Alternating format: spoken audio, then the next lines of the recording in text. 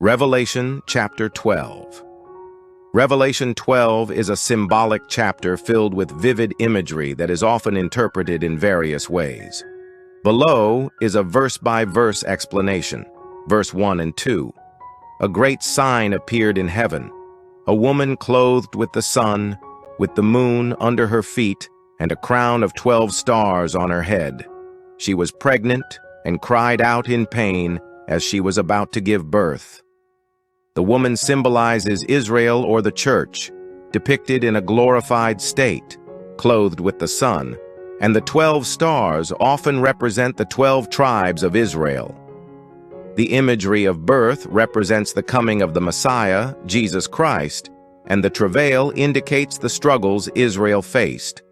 Verse 3 and 4, Then another sign appeared in heaven, an enormous red dragon with 7 heads and 10 horns and 7 crowns on its heads. Its tail swept a third of the stars out of the sky and flung them to the earth.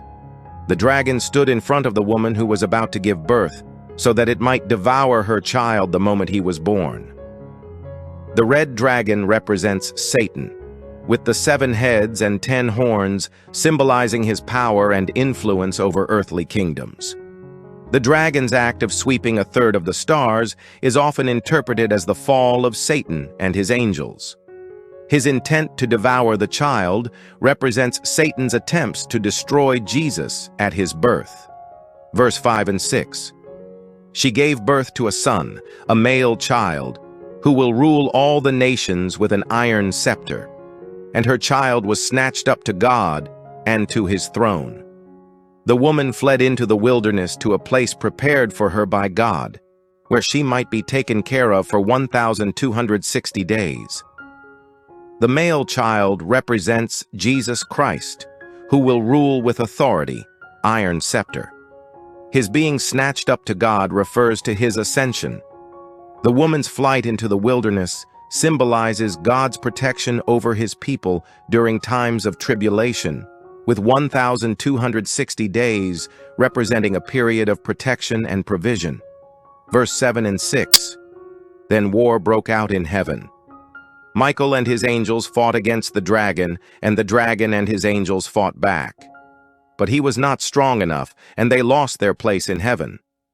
The great dragon was hurled down, that ancient serpent called the devil, or Satan, who leads the whole world astray. He was hurled to the earth, and his angels with him. This describes the spiritual battle in heaven between Michael, the archangel, and Satan.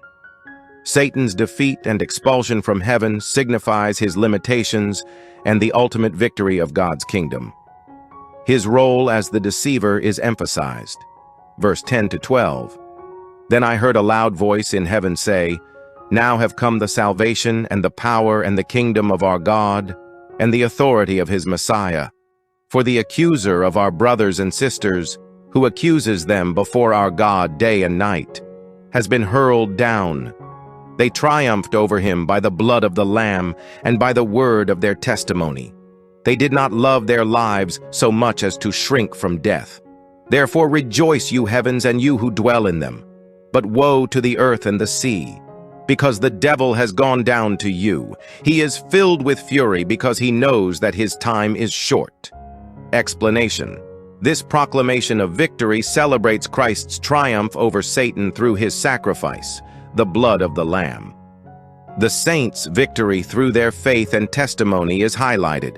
The warning of woe to the earth reflects the intensification of Satan's activity, knowing his time is limited. Revelation 12:13 to 17 verse. When the dragon saw that he had been hurled to the earth, he pursued the woman who had given birth to the male child. The woman was given the 2 wings of a great eagle, so that she might fly to the place prepared for her in the wilderness, where she would be taken care of for a time, times, and half a time, out of the serpent's reach. Then from his mouth the serpent spewed water like a river, to overtake the woman and sweep her away with the torrent. But the earth helped the woman by opening its mouth and swallowing the river that the dragon had spewed out of his mouth. Then the dragon was enraged at the woman and went off to wage war against the rest of her offspring. those who keep God's commands and hold fast their testimony about Jesus. Satan's continued persecution of the woman, God's people, is described, but she is divinely protected. The two wings of a great eagle symbolize God's provision and deliverance. The flood represents overwhelming persecution or deception, but God's intervention protects the faithful. The dragon's war against the woman's offspring refers to ongoing spiritual warfare against Christians who remain faithful to God's commandments and testimony.